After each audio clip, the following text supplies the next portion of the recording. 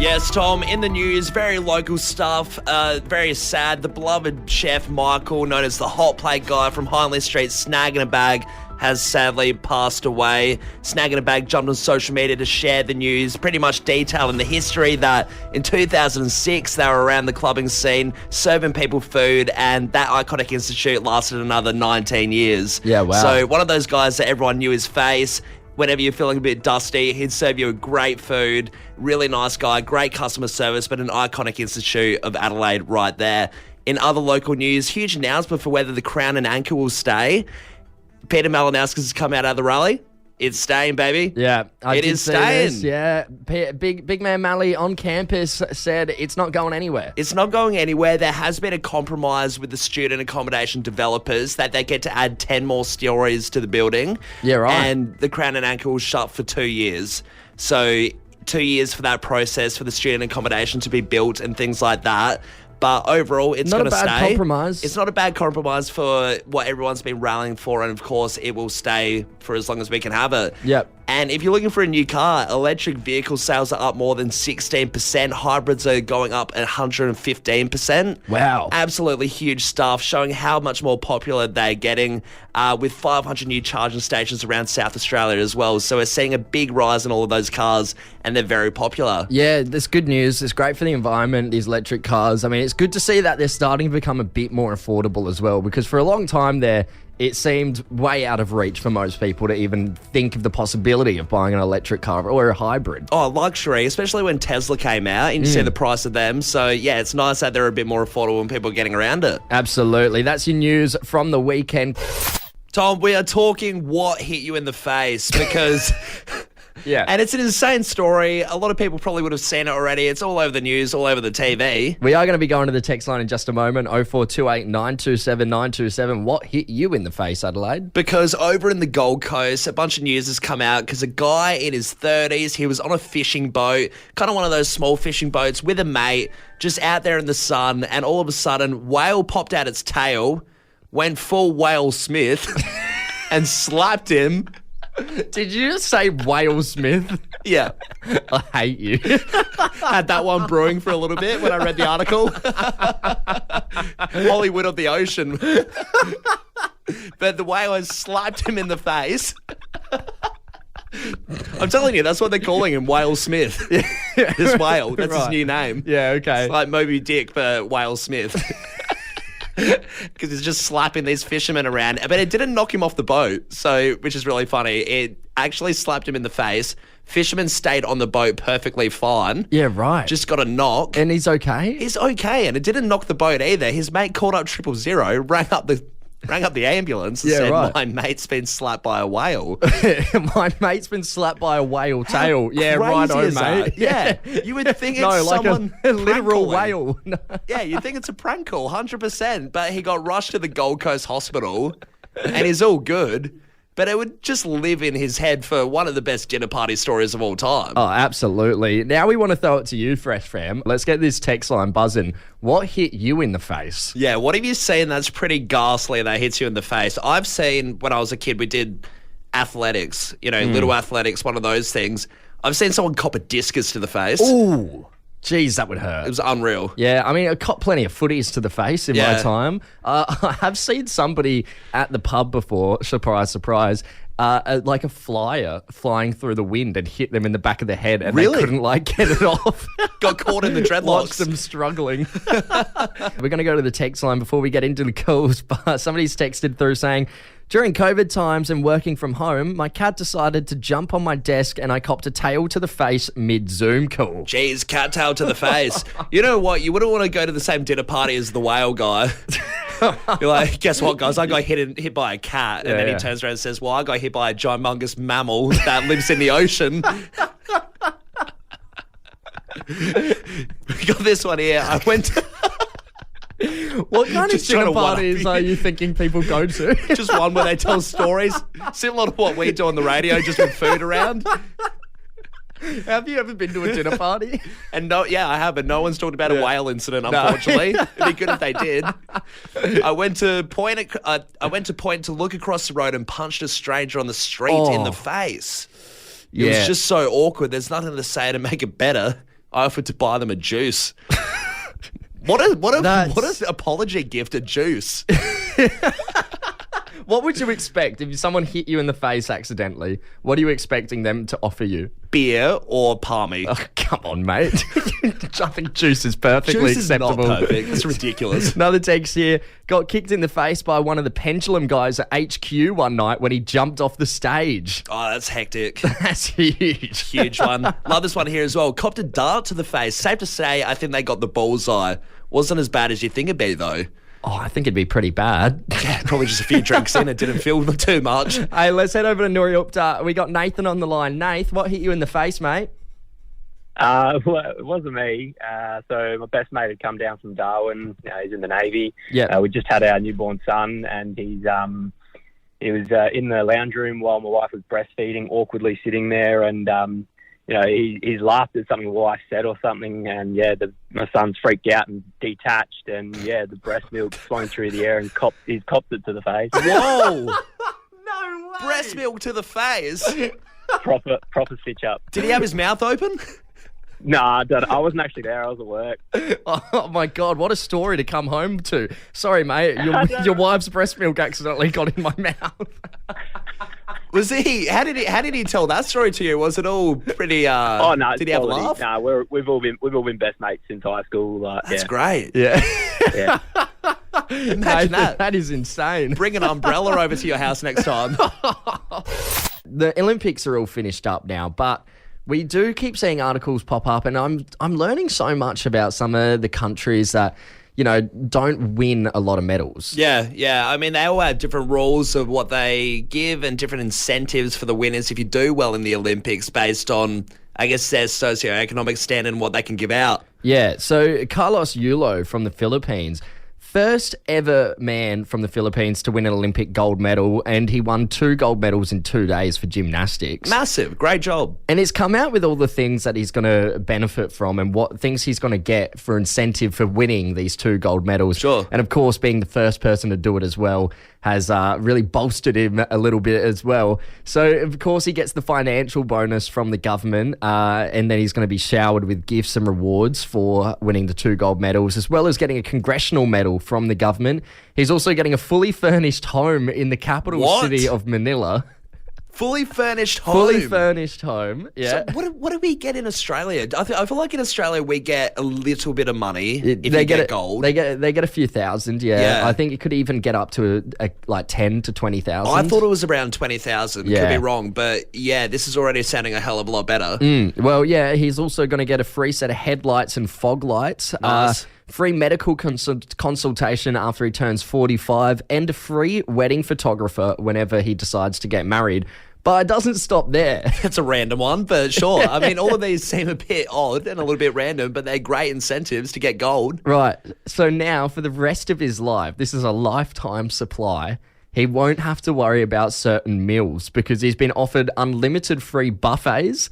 And Yep. then restaurants across the country have promised him a lifetime supply of traditional dishes such as chicken inasal or Wow. inasal. Yeah. And as well, if that doesn't, tickle his fancy, he's also been offered a lifetime supply of mac and cheese. Hold you right there. He gets an Olympic medal and he gets free mac and cheese for his whole life. Free mac and cheese, free Buffet. chicken, free buffet. It's- It's a fully furnished home in Manila. It is ironic, though, isn't it? Because if Philippines really want... I mean, they've given such incentive for him to be a great athlete. If they really want him to strike gold again in the Olympics, it's probably not the best way to do it by feeding him mac and cheese for the rest of his life and letting him put his feet up in a house. Yeah, by the next one, when he turns 28, he's just gluttonous Yeah. for all the chicken and mac and cheese. Be one of those, what happened to that guy? Yeah, he's moving from gymnast to powerlifting, I Yeah, believe. Carb loading. If you thought that the dating game was tough enough, Always. well, it's just about to get a lot tougher off this recent survey that has come out where they've surveyed 2,022 dog owners. Right, okay. It's a big pool there. So Yeah. what are the stats on? What was the actual survey about? It is whether you would dump your partner if your dog didn't like them. Wow, okay. So they're saying that dogs can typically see red flags in a person much earlier than you might be able to. And the survey asking, would you dump your partner if your dog doesn't like him? 69% of single women in the UK believed that, yes, they would dump their partner. Wow, it's a decent pull on the numbers, isn't it? Because it's a high amount, 69%. I can kind of see why people would lean towards it, because dogs do have that instinct of just barking at people they don't like, and it is just an awkward thing. If you've ever had a dog that absolutely hates you, it's pretty damn awkward every time you go to the house, and they don't hold back. I don't think they ever relax. Yeah, I mean, I think I'm just going to have to start carrying around like catnip and dog treats in my pockets. Just bribe them, please. I really like the girl. Just, can you cool your jets a bit, mate? I mean, this survey is just about dogs, but yeah, cats are even tougher because cats don't like anyone. They don't even like their owners. Cats are so hard to deal with. Bring in a bit of catnip, you'd be right in the good books. Yeah. Be skipping from the first date right to the fifth. See, I'd be like quite annoyed. I would understand the dog, you know, if a dog didn't like me and then a girl broke up with me for that reason. I would be pissed off if it was another pet, like a stick insect. A lizard. Sorry, Jerry the iguana doesn't really fancy you. Hit the road. I'd say, what the hell? My cat, Mr. Meowgie, really does not like you, mate. Yeah, he doesn't like anyone.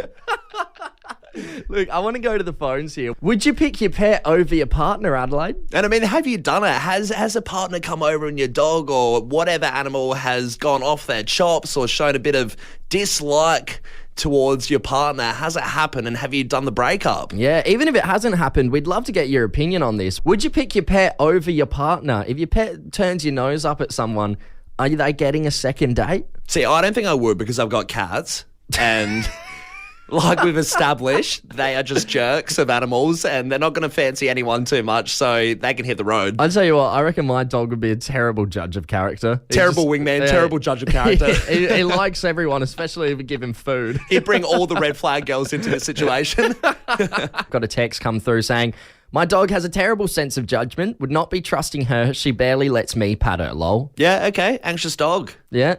Don't trust. This one here, 100% they're not getting another date if they meet my dog and he doesn't like them. I like how the dog is the replacement for, you know, a gruff dad that is assessing the boyfriend. What, the dog is on the couch with reading glasses. Boyfriend comes over, they take the glasses. Come in, young man. Tip the glasses down. What are your intentions with my owner? You better have her home by 10:59. That's when she feeds me. Another text.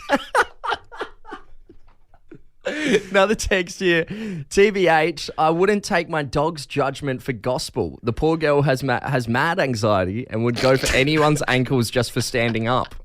Yeah, right. No.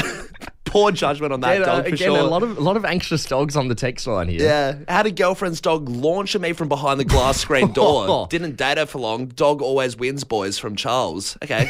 I like the definite statement that the dog always wins. Charles has had a bad run. I mean, if a dog was launching at me from behind glass screen door, I don't think I want to go back there anyway. Yeah, it's like that zombie in I Am Legend where it starts trying to break the glass.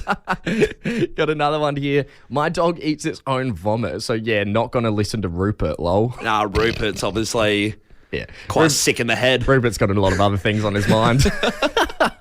I'm chicken, so I test out to see how much the girl freaks out getting in the chicken coop with them. So that's a fair one as well. I guess it's that classic farmer wants a wife. If you can't hack the gross farming stuff or hanging around chickens, things like that, then maybe you won't be suitable to date a farmer. Yeah, absolutely. Good test there. Hey, let's wrap things up here.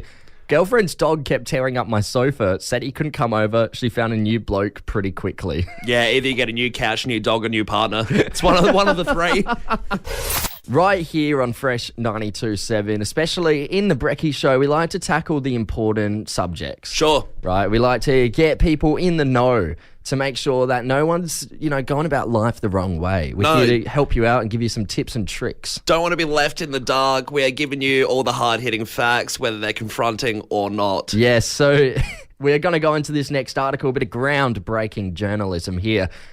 And it's to do with the way that you might eat a sausage roll. Turns out a lot of us might be eating sausage rolls wrong, and UK's leading etiquette coach, William Hanson, has gone to the internet to give us all a lesson on how to properly eat a sausage roll. Yeah, so for those that don't know, William Hanson, he's this massive etiquette coach, does a podcast. You can actually, I'm having a look at his website. You can contact him, say what country you're from, and then I believe he'll instruct you and give you a video on certain etiquettes. Or if you have someone in your family who's a slob, William Hanson can give them etiquette coaching. And it's almost like a cameo. You know when you get a cameo for someone's birthday, but it's just someone telling you how to eat something properly. It sounds like he's bloody super nanny for adults. Yeah, pretty much. Just teaching adults how to not be kids. I have my suspicion that when he gets home, though, surely these etiquette coaches are liars. Yeah. I reckon they're frauds. I reckon he gets home and spits tobacco in chewing tobacco in a bucket, leaves the toilet seat up. Surely he's a bit more relaxed. Well, before we get into his way of eating a sausage roll, I'd love to know, what do you think the correct way to eat a sausage roll is? So I think if you're driving around or if you're walking around the city, whatever, you like through the bag, eating it from a bag is the most normal. Driving around is your first thing you think of. You don't even have a license and you're already thinking about how you can eat on the road. Yeah, pretty well. But no, if you're going past the bakery or something, you want to eat it in the car, you're obviously going to eat it straight through the bag. Straight from the bag, yeah. Try and minimise the crumbs. So, you don't think like it's going to be something weird like eat from the middle or... I don't think anyone would eat a sausage roll from the middle. I've seen someone eat a burrito from the middle. Yeah, it's insane. Yeah. That's crazy. All right, well... What's he saying? Let's find out. Here's how you're meant to properly eat a sausage roll according to UK's leading etiquette coach, William Hanson. Here's how to eat a sausage roll.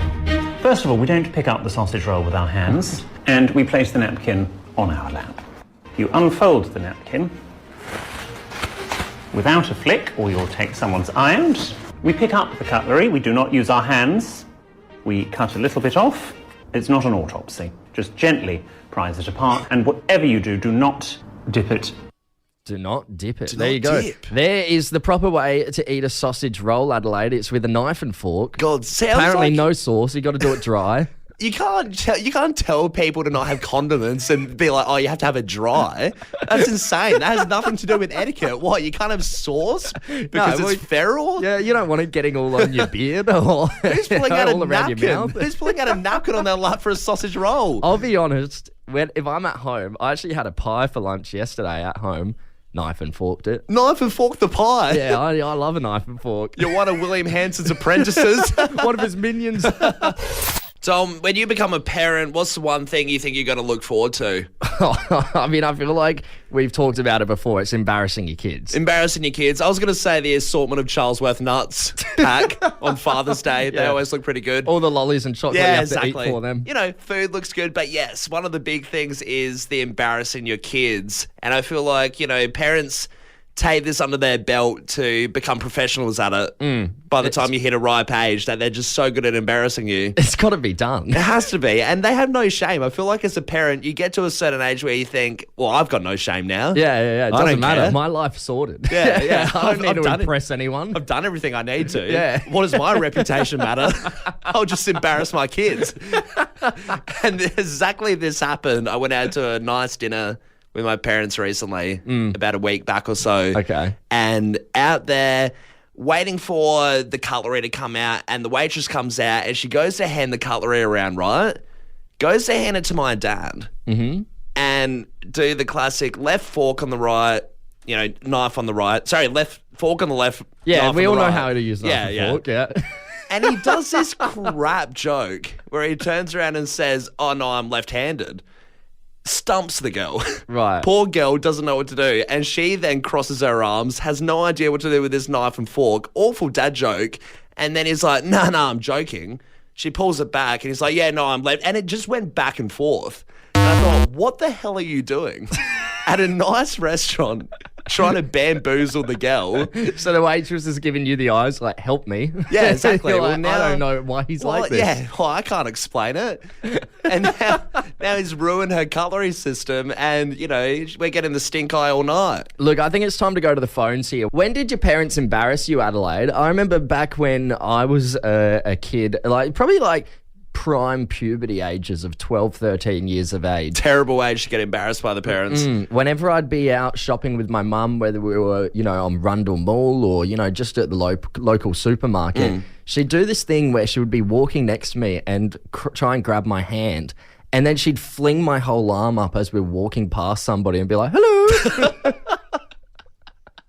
And I'd be like, what are you doing? Yeah. She's like, it's funny. And Funny for you. That went on for about 2 years. 2 years? Yeah. Every time I was out with her in public, I had to, drop back a few meters just to make sure she wasn't going to do the whole, hello. Either that thing or you to just people. never go to Coles again in your life. You've got a scarred memory of supermarkets. Sorry, Mum, you'll just have to do my grocery shopping from now on. Go alone. Got this text here come through. I was with my dad and stepmom at the fish and chip shop where you get a ticket number for your order. When our number was called out, my stepmom just yelled out, bingo! So loud. I would have been 13 at the time. So embarrassing. It's just unnecessary, isn't it? No, I'm all for the bingo, actually. I'm going to start doing that Put one. that in your repertoire when you have kids.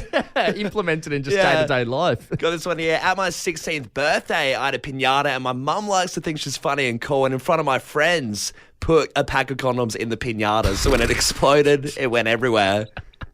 Yeah, you want to be the cool mum in that situation. That is the cool mum All your vibe, friends are isn't thinking, it? oh, this is all right. Your friends start picking them up like pigeons. Seagulls on a chip for the condoms. Another text here. My dad tried to intimidate my boyfriend when we were in high school, came out with a tank top looking tough, then stubbed his toe from Clara. That's a great one. I remember we had a teacher back in school that said when his daughter grows up and gets a boyfriend, he was going to wield a sword like a blacksmith on the front lawn for when he comes over. And I thought, geez, that is an extravagant thing. Extravagant. It's extreme It's is what insane. it is. It's unwell. This one here, my mum talks at the cinema louder than any other annoying teenager. Can't That's stand not a good one. people talking in the It's cinema. terrible. I don't know. Is that even embarrassing or just rude now? I think it's We're rude. blurring the lines See, here. my dad embarrasses me with that, but he doesn't talk. He just gets a pack of twisties every time he goes to the cinema. He Yeah. goes full fist in. It's like the loudest thing ever. How about this one? I think this is top tier embarrassment. Whenever my dad drops me off anywhere, he puts the window down and yells out, Jack, you forgot your rash cream. Yeah. It's been the same joke since I was 15. I'm 27 now. How long is the joke going to go for? What hits the age of 50? Jack, you forgot your arthritis cream?